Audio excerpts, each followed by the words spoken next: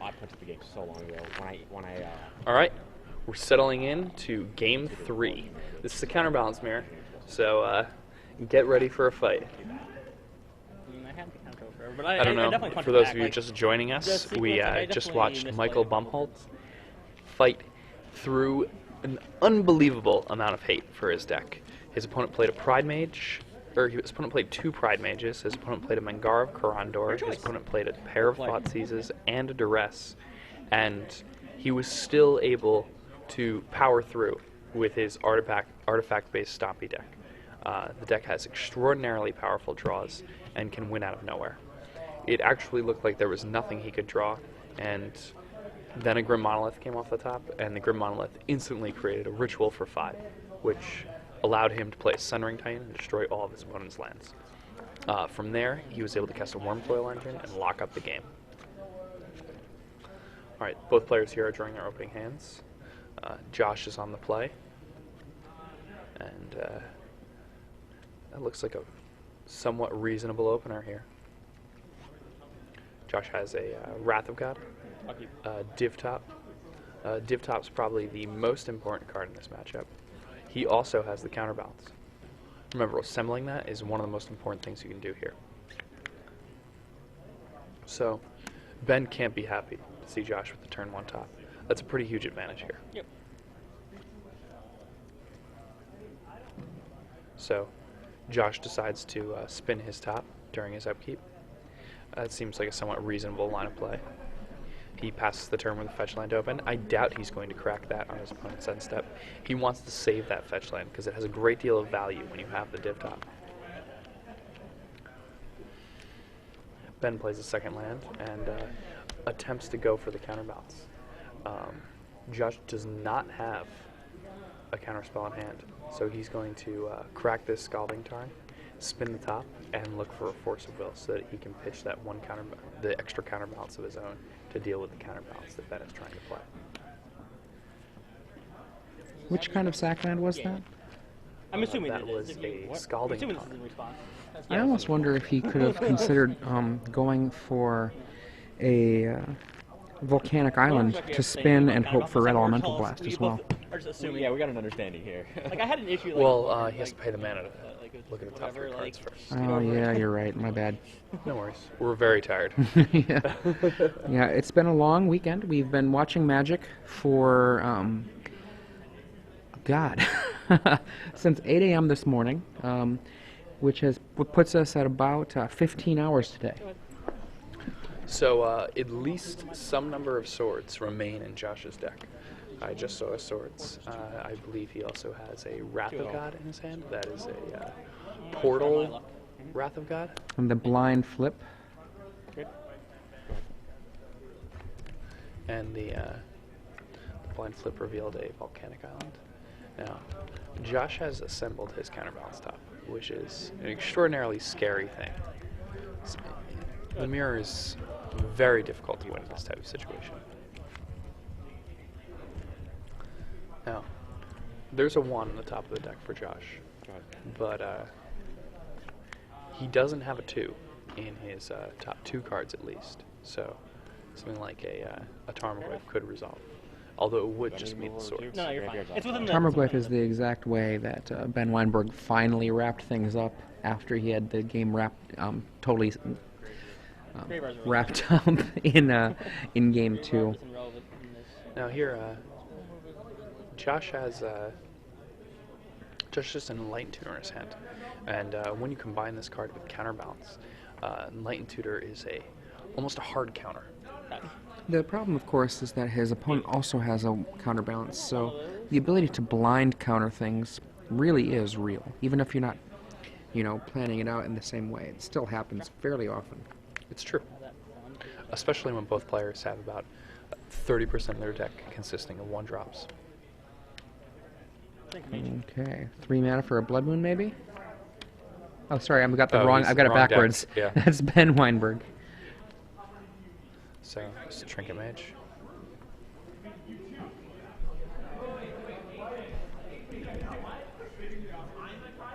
Now, Josh has a a Wrath of God sitting there. Or that may have actually been a Humility. I'm not particularly sure. I think it was a Wrath.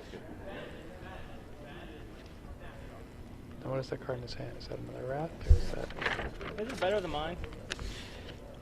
Yeah, that is a Portal Wrath, right?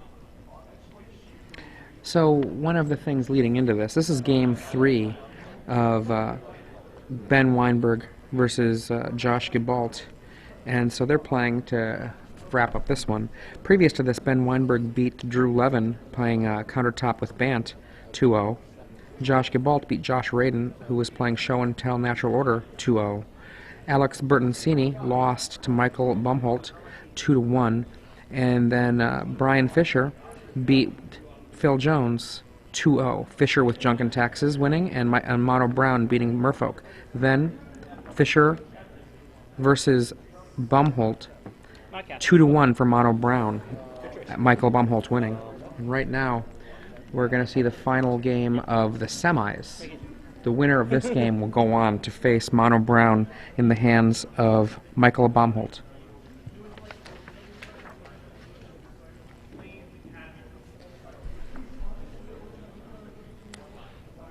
A Trinket Mage on the table because there was no 3-drop to be able to stop anything there.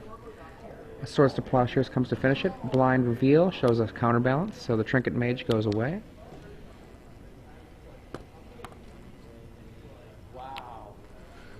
Huh. I'm surprised to use the swords just to deal with that. I understand. I figure he might wanna juice up the board a bit. He's got a Wrath in hand, and it's only a 2/2. I could see Ben looking to apply a bit more of a clock. Now, one of the things that Ben really has going on here is he has Krosan Grip in his deck. That's true. He could break himself out of this.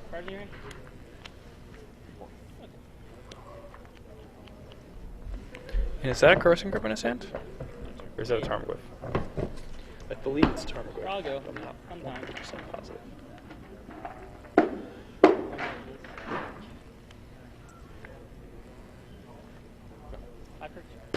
Yep. That looks like a Tarmogoyf to me.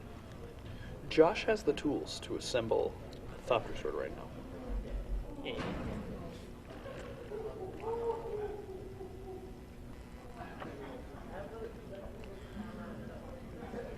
I believe he probably wants to leave a 2 on the top of his deck right now, though. Draws Academy Runes.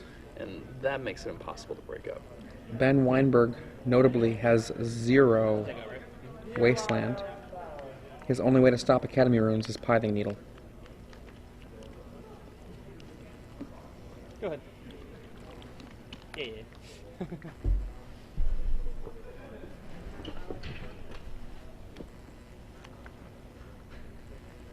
Now, I'm surprised his opponent isn't attempting in any way to put the combo into play. I mean, he knows Ben has Krosan Grip, and I can't imagine he wants this game to go long. Ben has the opportunity post-board to make haymaker type plays where he can, search for whatever he needs off the top. Set up the Krosan Grip turn, and he Krosan Grips end of turn, and then he puts his opponent in counterbalance lock, and that's the worst nightmare for Josh. So the fact that Josh is giving Ben more time is somewhat surprising to me. Well, one of the things, I know that he can be aware that Krosan Grip exists, as a means to break out of this situation, but sometimes there's a tendency for countertop players just in general to play towards caution, and the idea of tapping down to start killing your opponent can sometimes be one of those things that they just don't want to do just because of they chose this deck because it suited them. And I mean, that makes sense, but I'm not saying it's good. He doesn't even need to tap that much mana. It's only 2 mana, and then he creates a combo where he gains life equal to the number of lands he has in play and creates that many 1/1s every single turn. Another thing he could be attempting to do is assemble a 3 on top of his library just to hold things down. Mana caster. Yeah. We're gonna fetch for sure first. We definitely don't want to. Sunburst 2. Cast for 3. Tropical Island, one of my favorite dual How lands. many cards in hand? 7? Now, Ben's going to go for a blind hit on this counterbalance. So far he's whiffed on all the blinds, is that right? That is right. She needs a Trinket Mage here. He does, in fact, need a Trinket Mage. Yep. Oh, yeah. No, I assumed. And it's a whiff with a land. Now, this gives Josh an opportunity to resolve the Thopter Foundry he has in his hand. I don't know if he does. I know for a fact that he has the sword in his hand, but he might just have to use one of the multiple enlightened tutors he has. Set that up. Now that he has the explosives, he may just pass the turn. That's interesting. Ben knows that there's a sack land on top. Does he want that 4th sack land? Is that something he actually wants? He may actually want that 4th sack. Okay, that's fair. I mean, he's expecting this match to go a while. Oh, wow. So Josh has a future sight in his hand. Oh my goodness. And I don't know if Ben has anything that stops a future sight. Crossing Grips. Force of Will. Huh? All of these cards? I mean, on top of the library. I was thinking about the 5s. Force of Will is a...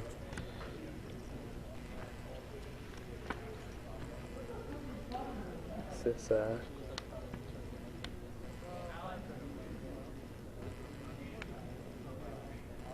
spins the top. And he's going to reveal 1.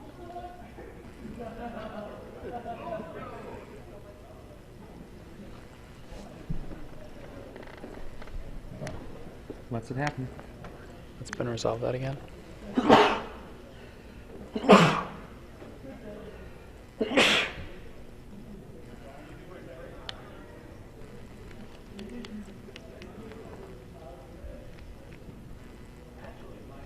Now, Ben has this force in his hand, so the future sight is not going to resolve anytime soon. Are there any 5-cost artifacts or enchantments in this deck with Enlightened Tutor? Future sight, but it's in hand. Force of Will.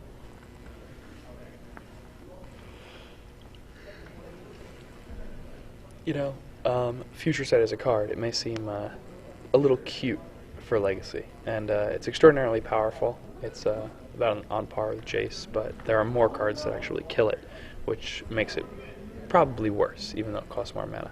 But I really like the fact that he has 1 Future Sight in his deck alongside these Enlightened Tutors, because it gives him a 5. Yeah. And again, this is a 5 for the top of his deck with the Counterbalance top engine that he can put there with the Enlightened Tutor. And that lets him counter Force of Wills, and that's just a huge edge.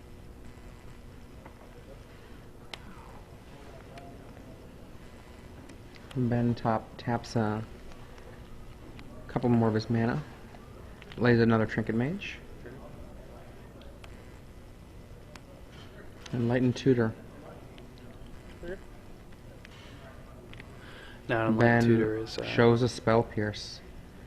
Oof. That's not a blind hit, that's a brainstorm hit. yeah. Trinket Mage. I'm going to shuffle away this Ouch. card here. Find some slip cards. It seems odd that he would have played it before the shuffle effect. I guess he was attempting to counter the Trinket Mage by searching for a 3. Perhaps he wanted to grab Blood Moon and see if he could force it through.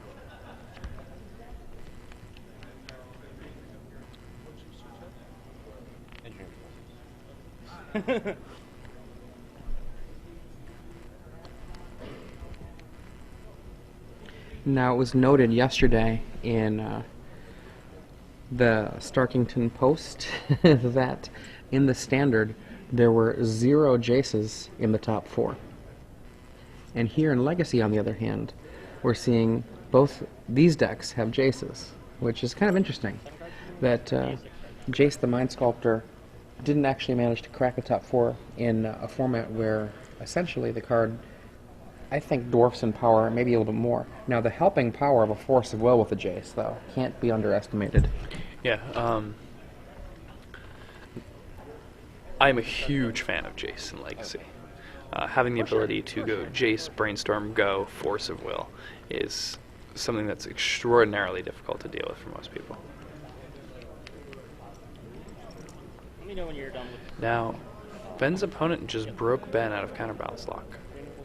Ben has a pair of Force of Wills in his hand and a full grip. Ben could use this opportunity to, just completely steal the game. I totally agree. It's very dangerous what's going on right now. And the thing that's really interesting is that his opponent had assembled this Counterbalance lock and was the one that busted it up himself. And he presumably feels that that's actually a good spot from where he's at right now.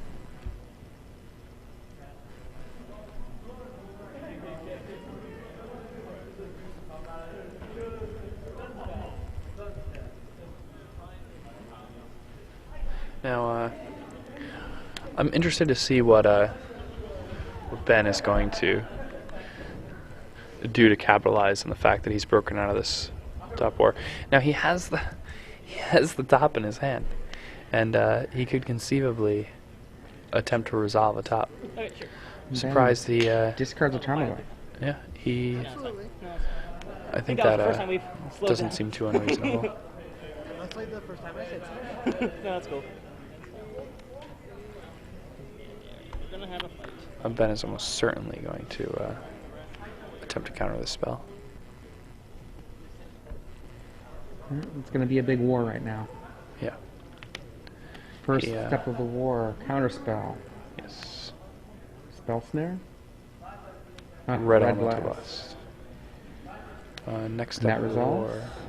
Counterspell is still, or counterbalance is still there on the stack.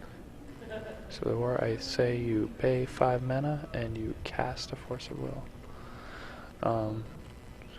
Losing that many shuffle effects may be problematic, but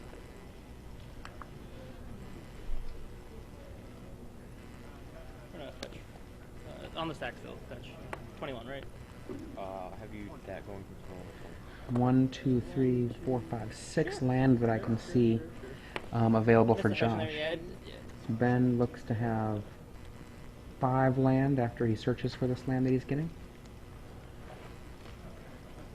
now I wonder if he's going to search for another land here, or if he's going to brainstorm.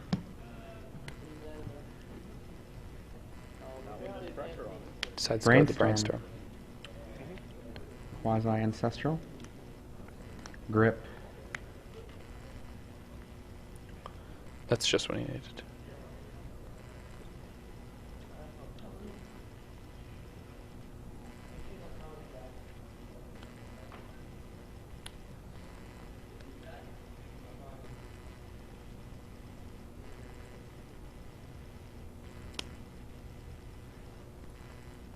Sure. Now, Counterbalance resolves. yeah, and that's okay. He has the grip. And Josh does not have a 3 near the top of his deck. In fact, I think the only 3 in his deck may be the Ensnaring Bridge.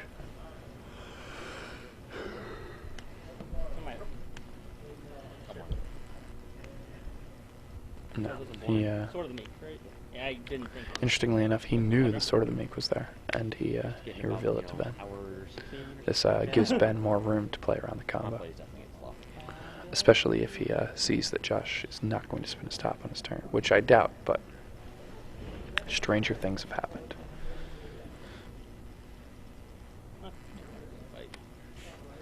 In for 2. The life totals here are probably not what we have listed up there, but we'll get those correct when we get a chance. Yeah, There have definitely been some lands that have been fetched, and Yeah, Yep. both players have been activating fetch lands and the like. Yeah. Oh, they're also in Swords, swords, that's right. so these life totals are correct.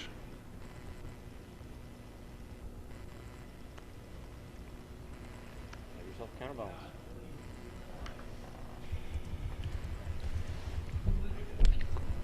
Both these players must just be racking their brains. This is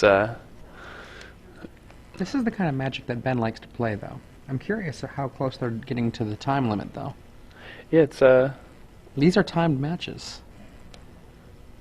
yeah, that's an interesting point. How about a fight? Rising Needle. Yeah, and that's probably naming Thopter Foundry, if Oh, I yeah. had to guess. Oh, yeah. Guess he must have dropped Now, that. that future state is still sitting there, being a real possible monster.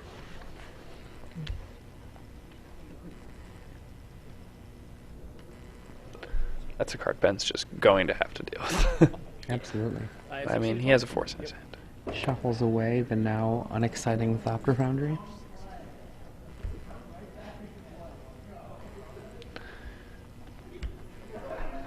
And he could have played that Thopter Foundry and that sword about 3 turns earlier. Randomly And made had my about game 8 1/1s I was like, I put while the order of the having ones you had in Counterbalance top assembled. I didn't think it would ever come to it, but I was like, just in case. But If you want to hit those, more power he to decided to you. break open the I mean, Counterbalance there top. could be an random situation Oh, yeah, where yeah, it's the definitely. nuts, but like. I suppose he figured that because he had an extra Counterbalance, that it was worth it to pop the explosives to get rid of Ben's and his own in order to resolve his own.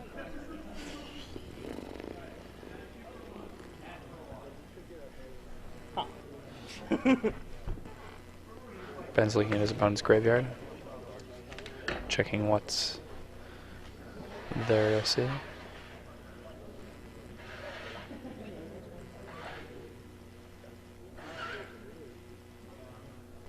And then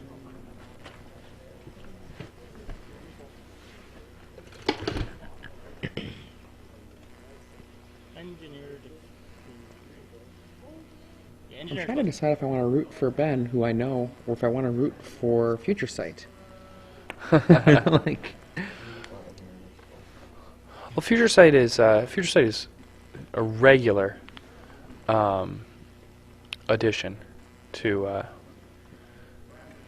any deck with Enlightened Tutor and Legacy that plays Counterbalance top. we have a note from Rashad that Engineered Explosives is what was named by the Pithing Needle. Here it comes. Is it going to work?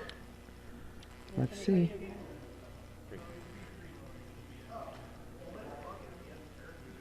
He's checking. Top. Oh, is it there?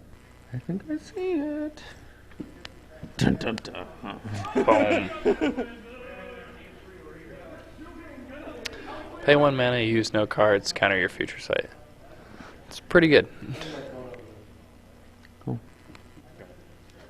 Topping with a mountain. My upkeep. Sure. I can't help it. I was hoping that that Future Sight was going to resolve. Oh yeah, I mean, who doesn't root for Future Sight resolving? Future Sight is just one of those cards, man. Everybody, it's like, I'd say about like 3 out of every 10 good Magic players, when you ask them what their favorite card to have in cube is, will tell you it's Future Sight. It's like you're playing a different game. You know, you're not playing Magic anymore. You're playing something neat. You know, Magic's a great game, but it's like, you're playing with exciting new rules. It's sort of like playing with Recycle. Recycle is one of those I was actually cards- just thinking about Yeah. Recycle. That's crazy. I also like the art on Recycle, like Gerard getting sick thing. There is Null Profusion, the black Recycle. Yeah. Yeah, I was trying to convince my friends to put that in our cube in addition to original Recycle, but they said it's a kind of random effect, and they don't want 2 of it. Relic of Progenitus is another answer to, The Thopter Sword combo. yeah, and also another answer to any kind of effective use that he has of Academy Ruins. The first one in any case.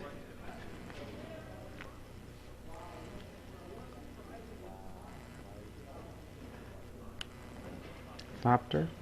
He decides to go ahead and play the Thopter Foundry. Now Ben knows whether or not he has a 2 on the top of his deck.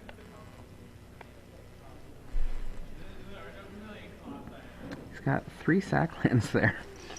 Yeah, I mean he can find a 2 if he needs to on the top.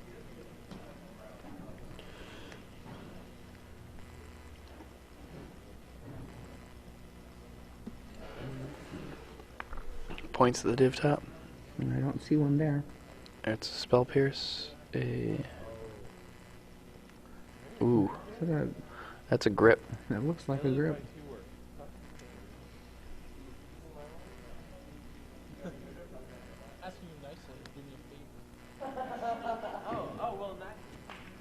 This is still auto response. Cracks the relic. Dropper. Did he just pick up the sword? Still top.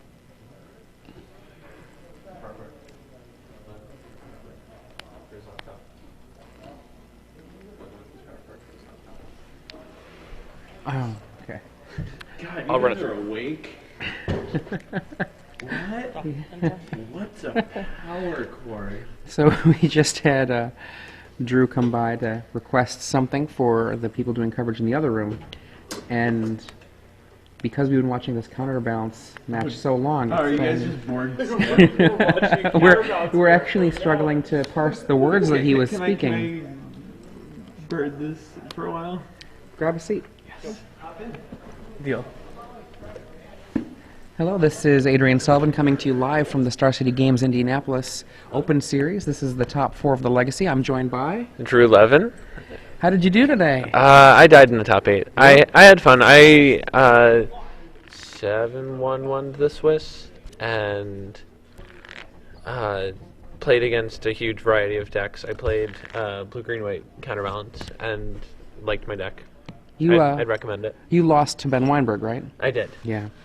So that made you 2 top 8s in a row, day after day, and right now we've got Ben Weinberg firmly in control with Counterbalance, double top, a Trinket Mage in play attacking, and I believe 3 cards in hand versus a opponent playing the Thopter Squadron version, or sorry, the Thopter Foundry version of Countertop, and nothing in play besides lands.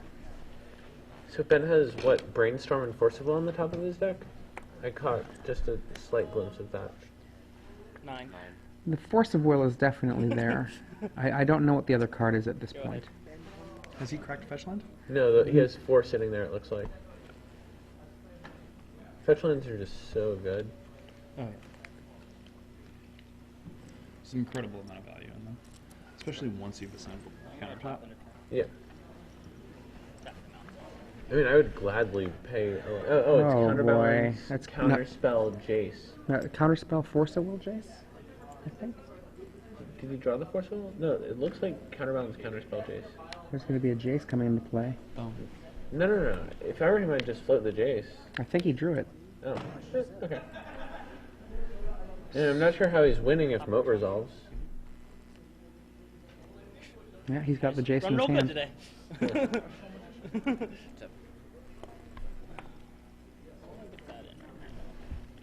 Oh, yeah, he drew the Force. There we go. Jace. Yeah, I mean, he doesn't need to force on the top of his deck anymore. He already used Dun it. dun dun. Yeah, no, he's got Jace with Counterspell Force backup. Okay. He's got the top to draw the Counterspell. So, Josh actually needs to, through Jace filtering all of his draws, hit Jace, Counterspell. 6, yep, shocking. Which is very unlikely before It's hard for me not to leave it on Jace top. Ultimates and Just in some general. distraction on the play. Now, Last one. They if would you're be Ben, really you just hating leave us if it whatever came more. card you see on the top of Josh's deck. Depends on how good of an actor you are. No, I lost a couple games today. I mean, because obviously you induce him to crack the fetch, and We're at actually that point 2-2 you in just games. solidify your luck. With a draw.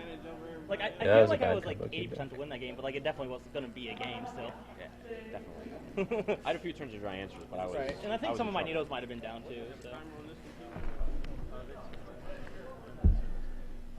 We're very happy it's not time because I don't know who Only would have won 3 this more game. attacks, guys. You might have heard Ben Weinberg say, "Yeah, I'm very happy this one's untimed." Yes. Wrath of God, your Trinket Mage, a strong play in Legacy. In this case, it's going to see a counter spell, which is great. Oh yeah, I mean, it's If not it's like untimed, he might just be like, "Oh well, whatever." I guess I'll have to wait for another one. Oh, are we leaving? Okay. Yep. I'm off to dinner. It's been a pleasure. Back to well. JVL. Congratulations, Drew. Thank you. I'll see you guys in DC. That was Drew Levin. He top-aided both tournaments this weekend. This is Jacob Van Lunen. I'm here Adrian with- Sullivan. Sorry, I didn't mean to cut you off. That's Adrian Sullivan. And we are watching the semifinals at the Star City Games Legacy Open in Indianapolis. That's right. Currently, we are in Game 3. It's Ben Weinberg against Josh Guibault, and it's a counterbalance mirror. Yep. So if I sound tired, it's a counterbalance mirror. You know, not only is it a counterbalance mirror, but what's the local time here? It's midnight local, a little bit after midnight. It's So about we've 12:23. yeah, we have been watching Magic here since 8 a.m. So that's 16 hours of Magic, and there's still a round left. I mean, like we Whoa, all are we really paying that little attention? we all know where it is. Yeah. I'll fetch. Yeah, that's fine. I'd be very sad if this is a good card. Like it's not bad, but like it's not actually relevant. It doesn't do anything right now. 2 more turns. It does not do anything. No, do you actually only have one of each of these? You can go ahead and jump. I'm just curious. Almost over, folks. Yeah. No, okay. Surprised you don't have 2 volcanics. Nah, with I'm just really just there for blood murder. How many fetches do you play? 8. Now this has got to be You a have for black afterwards. pretty I mean, good the match is obvious. feeling for Ben But, making like, the finals here. You know, last year he did exceptionally well Relevant against don't play at the versus. Star Cities events. And this year, Most of the land, so that- I believe, too, so- was he in Kansas City? Did we see him there? That's a whole different game anyway. Yeah, he was in Kansas City. Yeah, I don't think he's done particularly well at anything yet, but you know, Ben is an extraordinary player, and it's good to see him at the top of the standings again. Okay, sure. Fight. Down to 1. Perfect.